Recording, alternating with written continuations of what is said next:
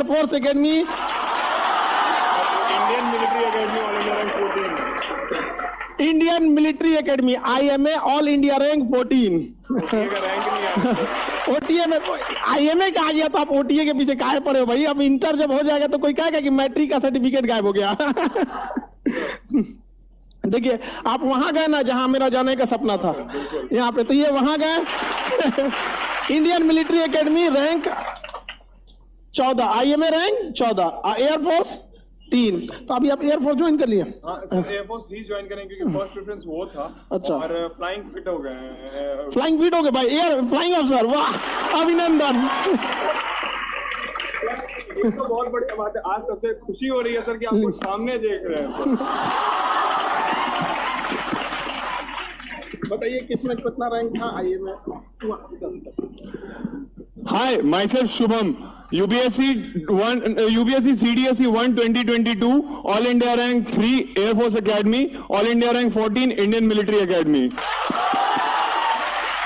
और मैं सर के पहले बैच का जो ऑनलाइन आया था 2020 के सितंबर में, पॉलिटी का और ज्योग्राफी का उसका स्पेसिफिक स्टूडेंट हूं।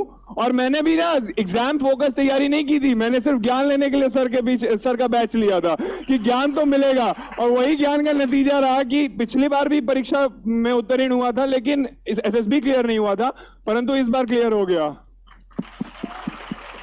और सर से हमेशा YouTube पे मोटिवेशन और करंट अफेयर्स, आप लोग सब जानते ही हैं सर का ज्ञान क्या है, तो वही है हमारा। आप एयरफोर्स ज्वाइन कर रहे हैं? हाँ सर, फ्लाइंग ऑफिसर।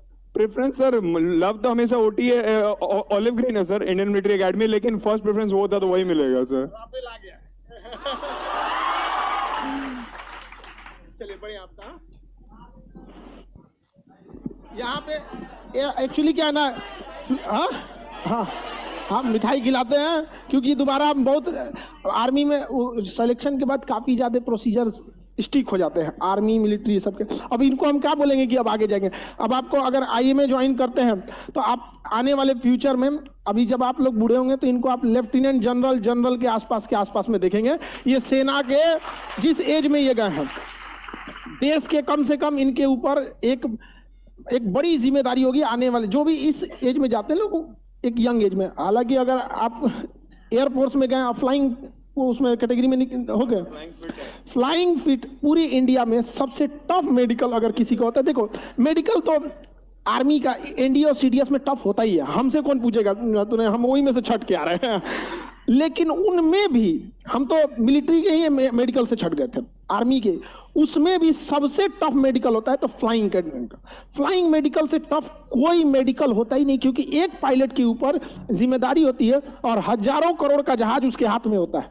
और उसके अलावे जहाज चलता फिरता बारूद है, उसमें कितनी हथियारें हैं, कितना मिसाइल है, उसके अंदर कितना फ्यूल टैंक है। अब पता चला पायलट वहां गया और इसमें बेहोश हो गया, नहीं दिक्कत हो जाएगा वहां। और जब वो जाएंगे 6G तक चला जाता है वहां पे। आप देखे होंगे एयरफोर्स के पायलट को हरे रंग का एक सूट पहनते हैं, चेन लगा रहता है, और ठीक से चल नहीं पाते, ऐसे ऐसे चलते होंगे यहाँ पर। उसमें पूरा प्रेशर भरा रहता है वहां, उसको लिंक किया जाता है जहाज से।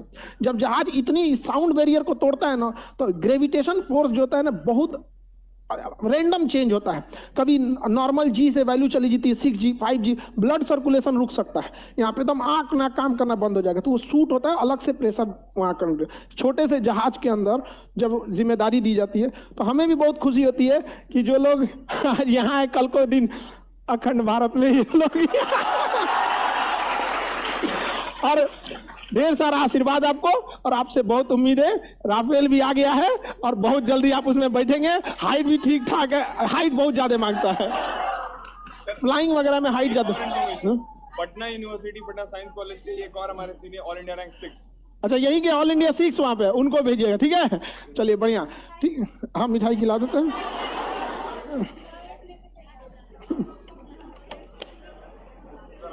मैं आपको खिलाऊंगा।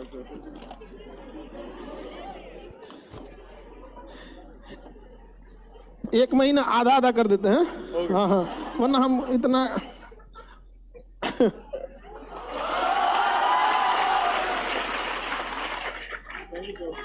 चलिए बढ़िया है।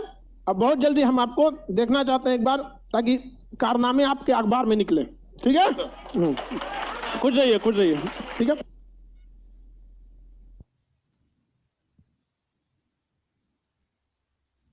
अखंड भारत वाला ग्रुप। सब अलग अलग ग्रुप है भाई। हाँ, तुमको क्या मजाक लगता है? हाँ, लड़ाई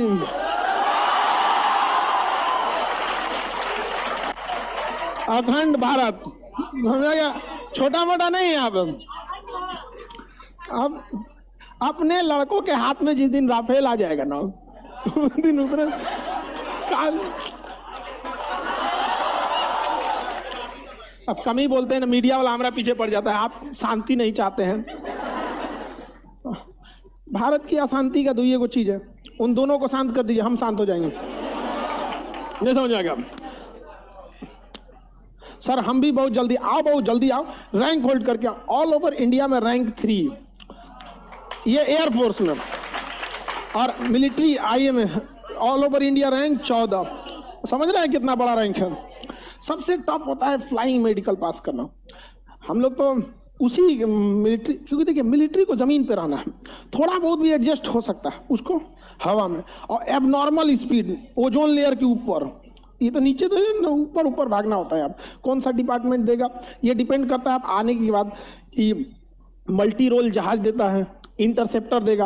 अगर इंटरसेप्टर देगा, इंटरसेप्टर जहाज क्या होता है ना, दुश्मन का जहाज है, सबसे पहले ही जाके मारेगा उसको, धड़ धड़ धड़ धड़। इंटरसेप्टर मल्टी रोल, दूसरे को मार भी सकते हैं और नीचे बम भी गिरा सकते हैं। समझ में आ गया कि नहीं? तो पानी उनी नहीं।